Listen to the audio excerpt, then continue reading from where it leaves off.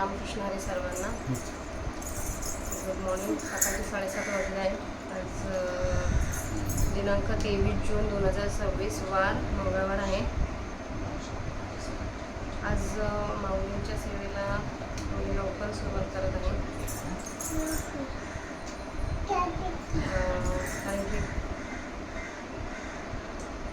आपल्या आयुष्यातल्या प्रत्येक गोष्टीला प्रायोरिटी मॅटर करते.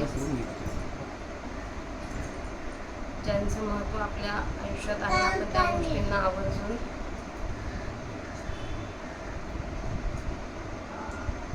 आवर्जून त्या गोष्टी आपल्याकडून घडल्या पाहिजेत याचा आपण निश्चयच करतो.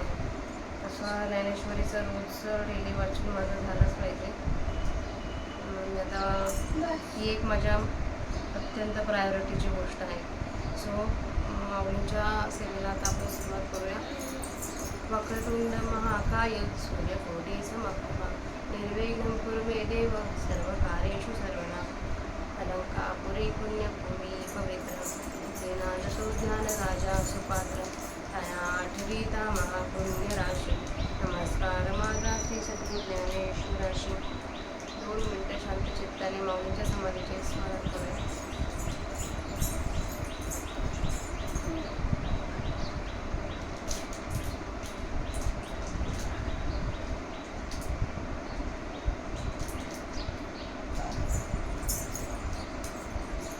सेवेला सुरुवात करूया. तर आपण काल 481 11व्या अध्यायाचे 481 ओव्यांचं वाचन केलं होतं. आज आपण त्याच्या पुढच्या 30 किंवा त्याच्यापेक्षा जास्त ओव्यांचं आज वाचन करूया. संजय उवाच एतच्छ्रुत्वा वचनं केशवस्य कृताञ्जलिर्वर्पेमान् किरीटी नमस्कृत्वा भूय एवाह कृष्णं सगदगदं भीतभीताः प्रणम्य. ऐसी आगवेची हे कथा तया पूर्ण मनोरथा. संजय सांगे कुरुनाथा ज्ञानदेव मग सत्यलोकोनी गंगा जळ सुटली आवाजत खळाळ. तैशी वाचा विशाळ बोलता तया नाथरी महामेघांचे उमाळे. गडगडीत एक वेळे घुमघुमिला मंदार छळे शिराग्गी जैसा. तैसे गंभीर महानादे हे वाक्य विश्वगंधे. बोलिले अगाधे अनंत रूपे ते अर्जुना मोठके ऐकले. आणि सुख की भय रुणावले. हे नेनो परी कापिन्नले सर्वांग तयासे.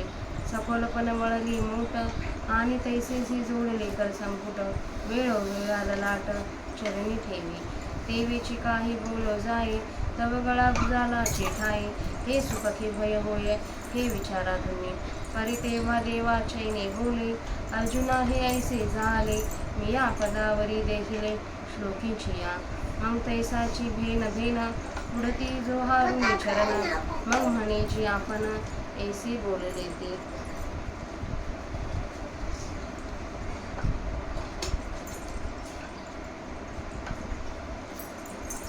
अर्जुन उवाच स्थाने ऋषिकेश तव प्रकृत्या जगत प्रयुष्यन्तरं युरज्यते च. रक्षांसि भीतानि दिशो द्रवन्ति सर्वे नमस्यन्ति चेत्सितसंघाः. न अर्जुना मी काळू आणि ग्रासी जेतो महाचा खेळू.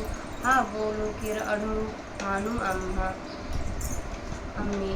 परी तुवा जी काळे आजी स्थितीची वेळे. रासीची हे न मिळे विचारासे.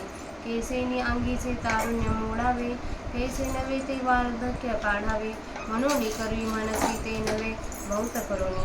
हा जी चौपाहारी न भरता कोणीही वेळे श्री अनंता. काय मार्गाने सविता आवडतो आहे. पै तुझा खंडिता काळा तिन्ही ती जी वेळा. त्या तिन्ही परी सवळा आपुल्या समयी. जे वेळी हो लागे उत्पत्ती ते वेळी स्थिती प्रलय हरपती. आणि स्थिती काळी न मिरवती उत्पत्ती पाठी प्रळयाची वेळे. उत्पत्ती मावळे हे कायसे नाही न ढळे अनादि ऐसे. म्हणून आजी तरी भरे भोगे स्थितीवरती जत आहे जगे. एत ग्रसिसी तू हे नवगे माझ्या जीवे. तव संकेते देव बोले आगा या दोन्ही सैन्यासेची मरण पुरले. ते प्रत्यक्ष तुझ दाविले एर यथा काळे जाण.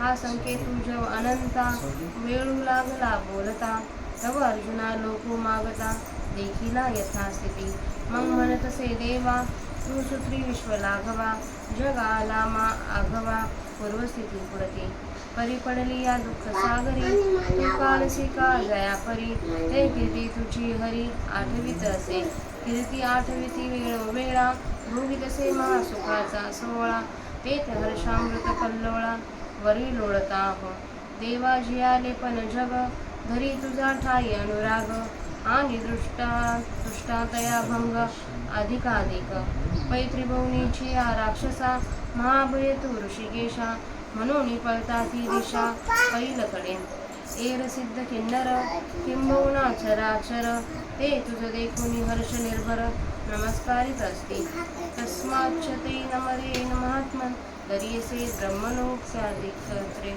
अनंत देवेश जगन्निवास त्वमक्षरं सदसत्तत्परं यतं एतगा कवनाकारण राक्षस हे नारायण न लागतीचे चरणा पळते झाले आणि हे तू काही पुसावे ए तुलाले आम्हासेही जाणावे तरी सूर्योदयी राहावे कैसे नितमे तू स्वप्रकाशाचा आगरू आणि जाला आहासी गोचरू म्हणून या निशचरा पेरू मिटला सहजे हे ए तुले देवस आम्हा काही नेनवेची श्रीरामा आता देखतोस महिमा गंभीर तुझा जेथून सृष्टीची आवळी पसरती भूता ग्रामची आवेली तया महाब्रह्मा देव्याली दैवकी इच्छा देव निस्सिम तत्व सदोदितू देव निस्सिम गुण अनंतू देव निस्सिम साम्य सततू नरेंद्र देवांचा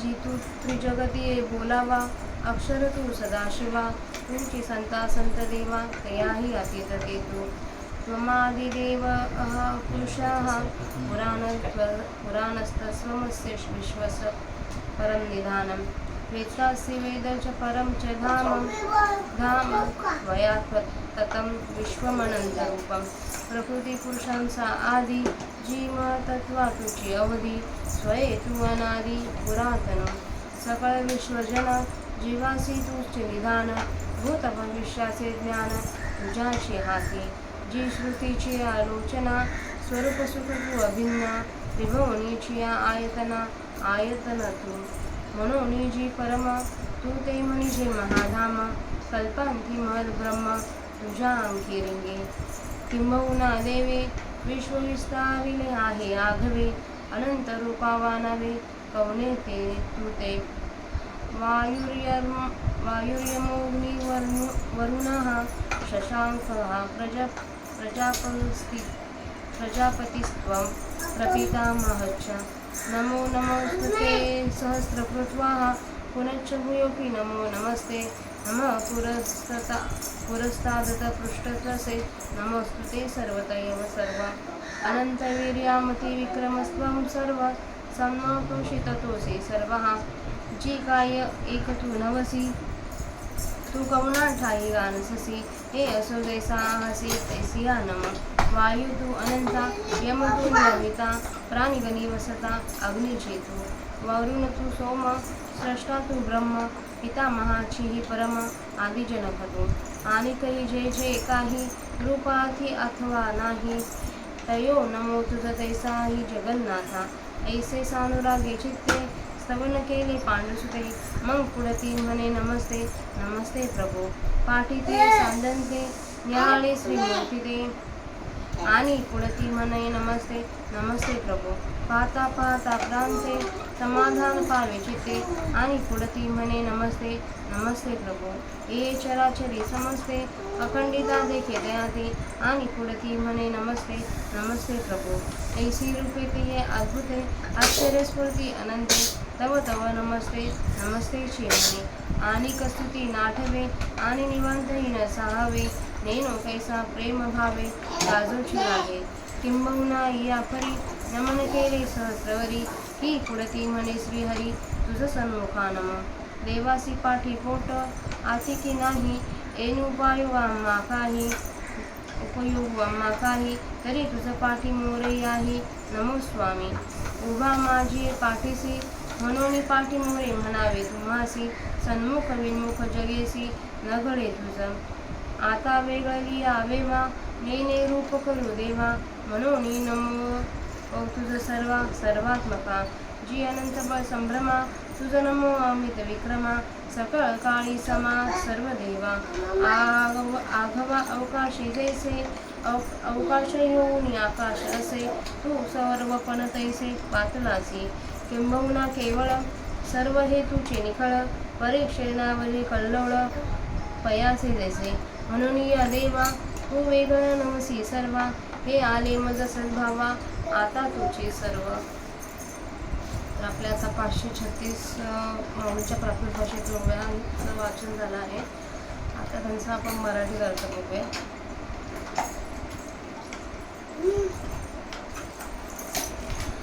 तर संजय म्हणाला, श्रीकृष्णाचे हे भाषण ऐकून भयाने कापत असलेला व हात जोडत असलेला अर्जुन भयभीत होऊन साष्टांग नमस्कार घालून पुन्हा श्रीकृष्णाला सद्गदित वाणीने म्हणाला. ज्ञानेश्वर महाराज म्हणतात, याप्रमाणे ही सर्व हकीकत त्या मनोरथ पूर्ण न झालेल्या औषध लावते म्हणून. ज्ञानेश्वर महाराज म्हणतात, याप्रमाणे ही सर्व हकीकत त्या मनोरथ पूर्ण न झालेल्या कुरुदेशाच्या राजाला धृतराष्ट्राला संजय सांगत आहे. मग ज्याप्रमाणे गंगेचे पाणी सत्य लोकापासून सुटले असता सारखे खळखळ वाजत जाते, त्याप्रमाणे तो श्रीकृष्ण बोलत असता गंभीर वाणीचा ओघ खळखळाटाने चालला होता. अथवा मोठमोठ्या मेघांचे लोट एकाच वेळेला उठले असता जसा गडगडाट व्हावा किंवा मंदार नावाच्या पर्वताने शिव समुद्रामध्ये ज्याप्रमाणे मंथनाचा आवाज एकसारखा घुमवावा, त्याप्रमाणे अगाध व अनंत रूपधारी विश्वाचे कारण असलेल्या श्रीकृष्णाने गंभीर अशा मोठ्या शब्दाने भाषण केले. ते अर्जुनाने थोडेसे ऐकले. तो सुखाचा म्हणा की भीतीचा म्हणा दुप्पट जोर झाला. कशाचा हे आम्हास माहीत नाही, परंतु एवढे खरे की त्यामुळे त्याचे सर्व शरीर थरथरा कापवायस लागले. त्यात झालेले सुख अथवा भय थेट हृदयापर्यंत जाऊन भिडल्यामुळे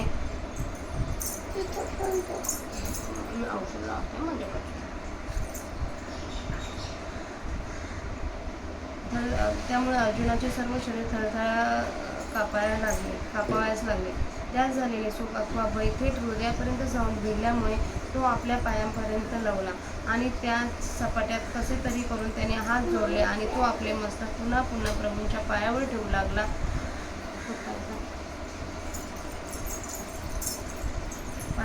लागला. याचप्रमाणे काही बोलण्याचा प्रयत्न करावा तो त्याचा कंठ भरून राहील. हे सुख झाल्याचे लक्षण आहे की भीतीचे आहे याचा तुम्ही आपल्या मनातच विचार करून निर्णय करा, असे ज्ञानेश्वर महाराज श्रोत्यांना सांगतात. त्यावेळेला देवांनी केलेले भाषण ऐकून अर्जुनाची अशी ही स्थिती झाली. हे मी श्लोकाच्या वरील भीत भीता प्रणम्य या पदावरून जाणले. मग तसाच भीत तो पुन्हा श्रीकृष्णाच्या चरणाला नमस्कार करून म्हणाला, महाराज आपण असे बोललात.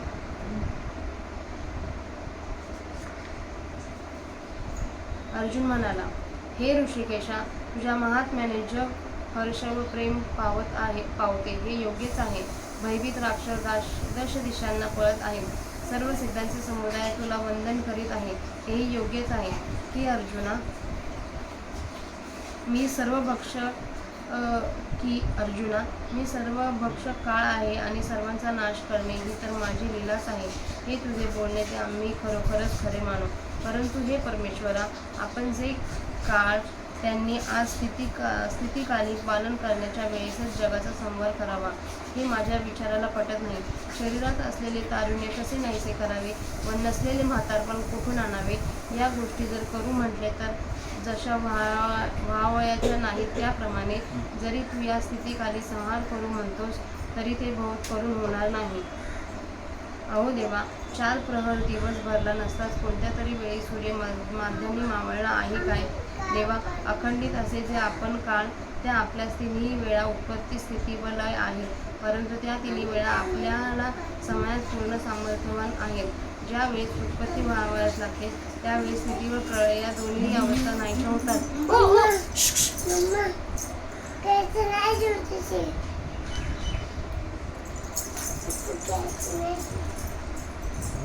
ज्यावेळेस उत्पत्ती व्हावीच लागते त्यावेळेस स्थिती व प्रलय या दोन्ही अवस्था नाहीशा होतात आणि स्थितीच्या वेळेस उत्पत्ती व प्रलय या दोन्ही दिसत नाही. प्रलयाच्या वेळेला उत्पत्ती व स्थिती या दोनचा लोप होतो.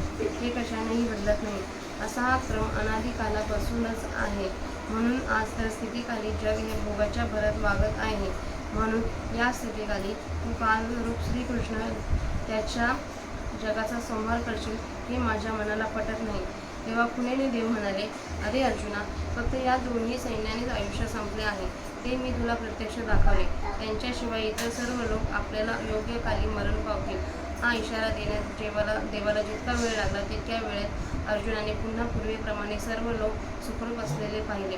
मग अर्जुन म्हणायलाच लागला, देवा, या विश्वरूपी सोंगाचा तू सूत्रधार आहेस. हे सर्व जग पुन्हा पूर्वस्थितीला आले आहे ना? परंतु या तुझ्या खेळात दुःख सागरात पडलेल्या जीवांना तू ज्या प्रकारे बाहेर काढतोस ती तुझी कीर्ती हे हरी मी आठवीत आहे.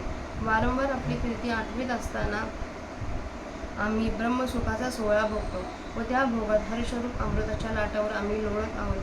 अहो देवा, जग हे जगल्यामुळे तुझ्या ठिकाणी प्रीती धरीत आहे आणि त्या दृष्टांना तुझ्यापासून अधिकाधिक नाश आहे. परंतु हे देवा, त्रिभुवनातील राक्षसांना तू साक्षात मृत्यूच आहेस. म्हणून ते भयाने 10 दिशांच्या पलीकडे पळून जातात. बाकीचे सर्व देव, सिद्ध, किन्नर फार काही सांगावे. हे स्थावर जंगमात्मक जे जग आहे ते सर्व तुला आनंदभरीत होऊन नमस्कार करीत आहे. हे महात्मा, अत्यंत महान अशा महत् ब्रह्माच्या देखील आदिकर्ता जो तू, त्या तुला ते राक्षस इत्यादी का नमस्कार करीत नाही? हे अनंता, देवादिदेवा, जगन्निवासा, तू अक्षर आहेस व सत आणि असत म्हणून जे आहे ते तू आहेस. त्याच्या हातीत जे आहे तेही तू आहेस. हे श्रीकृष्णा, येथे हे राक्षस तुमच्या चरणांना शरण न येता कोणत्या कारणामुळे दूर पळून गेले आहेत आणि हे तुम्हाला तरी काय पुसवायचे आहे? एवढे तर आमच्याही लक्षात येण्यासारखे आहे. तर हे पहा, सूर्य उगवला असता अंधार कसा टिकाव धरला. तू आत्मप्रकाशाची खाण आहेस आणि आमच्या पुढे प्रत्यक्ष प्रकट झाला आहेस. म्हणून सहज राक्षसांची दुर्दशा उडाली आहे. इतके दिवस हे श्रीरामा, हे आम्हाला काहीच समजत नव्हते. हे तुझे अगाध सामर्थ्य आत्ताच आमच्या नजरेस येत आहे. ज्याच्यापासून अनेक सृष्टींच्या पंक्ती व प्राणीमात्रांच्या समुदाय रूपी वेली उत्पन्न होत असतात, त्या महत् ब्रह्माला प्रभू आपली इच्छा प्रसवली आहे. देवा, आपण अमर्याद तत्वरूप असून आपले अस्तित्व त्रिकालबाधित आहे. कारण अंतरहित असून आपल्या गुणांची गणती नाही. आपण अखंड निष्प्रतिबंधपणाने सर्वत्र व्याप्त आहात व आपण देवांचे राजे आहात. हे नित्य कल्याण रूप देवा महाराजा, तू त्रैलोक्याचा आश्रय आहेस. तू अविनाशी आहेस. देवा, सत व असत तूच आहेस आणि त्या पलीकडे जे काही आहे ते तूच आहेस. तू आदिदेव, पुराण पुरुष आहेस. तू या विश्वाचे अखेरीचे निवासस्थान आहेस. तू सर्व जाणतोस. तू जाणण्याला अत्यंत योग्य आहेस. अत्यंत श्रेष्ठ असे आश्रयस्थान तूच आहेस. हे अनंत रूपा, तू हे विश्व व्यापिले आहेस. देवा, तू प्रकृती व पुरुषांचे मूळ आहेस. महत्त्वाच्या शेवटीही तूच आहेस. तू जन्मरहित आहेस व तू सगळ्यांच्या पूर्वीचा आहेस. देवा, तू सर्व जगाचे जीवन आहेस आणि जीवांचा शेवटही तुझ्यातच होतो व भूतभविष्याचे ज्ञानही तुझ्याच हाती आहे. हे जीवांशी अभिन्नतेने असणारे देवा, श्रुतीच्या नेत्रास ज्ञानास गोचर असणारे असे जे स्वरूप ते तू आहेस आणि त्रैलोक्याला आधारभूत जी माया, त्या मायेला आधार तूच आहेस. म्हणून देवा, तुला श्रेष्ठ असे आश्रयस्थान म्हणतात आणि प्रळयकाळच्या शेवटी मायाही तुझ्या स्वरूपी लीन होते. फार काय सांगावे देवा, तुझ्याकडून सर्व विश्व विस्तारले गेले आहे. ज्या तुला अनंत रूपे आहेत त्या तुझे वर्णन कोणी करावे? वायू, यम, अग्नी, वरुण, चंद्र, ब्रह्मदेव आणि ब्रह्मदेवाचाही पिता तू आहेस. तुला सहस्रावधी नमस्कार असो. पुन्हा पुन्हा तुला नमस्कार असो. हे सर्वत्र असणाऱ्या प्रभू, पुढून मागून सर्व बाजूने तुला नमस्कार असो. सामर्थ्याला अंत नसलेला व पराक्रमाला इयत्ता नसलेला तू आहेस. तू सर्व व्यापून आहेस. तस्मात सर्व तूच आहेस. देवा, काय काय एक तू नाहीस. अरे, तू कोणत्या ठिकाणी नाही हे वर्णन करणे पुरे. तू जसा असेल तसा तुला नमस्कार असो. हे अनंता, तू वायू आहेस व जगाशी शासन करणारा यम तू आहेस. सर्व प्राण्यांच्या समुदायात असणारा जो अग्नी, जठराग्नी, तो तू आहेस. देवा, तू वरुण, चंद्र व जगत उत्पन्न करणारा ब्रह्मदेव आहेस. त्या ब्रह्मदेवाचा श्रेष्ठ असा आदी जनक तू आहेस. आणि हे जगन्नाथा, आणखी जे जे म्हणून काही जलरूप आहे, आत्मा नाही, ते सर्व तूच आहेस. म्हणून तशा त्या तुला मी नमस्कार करतो. अशी प्रीतियुक्त अंतकरणाने अर्जुनाने भगवंताची स्तुती केली. मग पुन्हा म्हणाला, प्रभो तुला नमस्कार असो. पुन्हा त्या श्रीमूर्तीला त्याने सांध्यात पाहिले आणि पुन्हा म्हणाला, प्रभो तुला नमस्कार असो. तुला नमस्कार असो. तुला नमस्कार असो. त्या मूर्तीच्या एक एक अवयवांचे भाग पाहता पाहता त्याच्या अंतःकरणात समाधान वाटले आणि पुन्हा म्हणाला, प्रभू तुला नमस्कार असो. तुला नमस्कार असो. या सर्व स्थावर जंगमात्मक जगामध्ये अखंडित जो प्रभू त्याला त्याने पाहिले आणि पुन्हा म्हणाला, प्रभू तुला नमस्कार असो. प्रभू तुला नमस्कार असो. अशी ती अनंत व अद्भुत रूपे जो आश्चर्यकारक रीतीने अर्जुनाच्या पुढे प्रकट होत होते, तो अर्जुन प्रभू तुला नमस्कार असो. प्रभू तुला नमस्कार असो असेच म्हणत होता. नमस्ते नमस्ते याहून दुसरी स्तुती त्याला आठवेना आणि निवांतपणाने राहावे हेही सहन होईना. कशा प्रेमभावाने अर्जुन नमस्ते नमस्ते अशीच गर्जना करीत होता ते कळत नाही. फार काय सांगावे. याप्रमाणे अर्जुनाने हजारो नमस्कार केले व पुन्हा म्हणाला की, हे माझ्या समोर असणाऱ्या श्रीहरी तुला नमस्कार असो. देवाला पाठ व पोट आहे की नाही याचा विचार करून आम्हाला काय प्रयोजन आहे. परंतु महाराज, पाठमोरा जो तू त्या तुला नमस्कार असो. माझ्या पाठीमागे तू उभा आहेस म्हणून मी आपल्या पाठमोरे असं म्हणतो. परंतु हे परमेश्वरा, जगाशी समोर अथवा पाठमोरे होणे हे तुझ्या ठिकाणी संभवत नाही, कारण जगद्रूप तूच आहेस. आता वेगवेगळ्या अवयवांचे वर्णन करण्याचे देवा मला कळत नाही. याकरिता सर्व चराचर बनून सर्वांच्या आत्मरूपाने तूच आहेस, त्या तुला नमस्कार असो. देवा, अनंत बलाच्या आवेशाचे तू ठिकाण आहेस व तुझ्या पराक्रमाला मोजता येत नाही. तू तिन्ही काळीसारखा एकरूप असतोस आणि सर्व देवांच्या रूपाने तूच आहेस, त्या तुला नमस्कार असो. ज्याप्रमाणे सर्व पोकळीत आकाश पोकळी होऊन असते, त्याप्रमाणे तू सर्वांना व्यापून सर्व झाला आहेस. फार काय सांगावे. हे सर्व त्रिभुवन केवळ तूच आहेस. परंतु क्षीरसमुद्रावर जशा क्षीराच्या लाटा असतात, त्याप्रमाणे त्रिभुवन हे तुझ्या ठिकाणी आहे. म्हणून देवा, तू या सर्व जगाहून वेगळा नाहीस हे माझ्या खरोखर अनुभवाला आले. तर आता देवा, सर्व तूच आहेस. इथं आपल्या 536 ओव्यांचा मराठीत अर्थ वाचून झाला आहे. झालेली सेवा माऊलींच्या समाधीवर अर्पण करूया.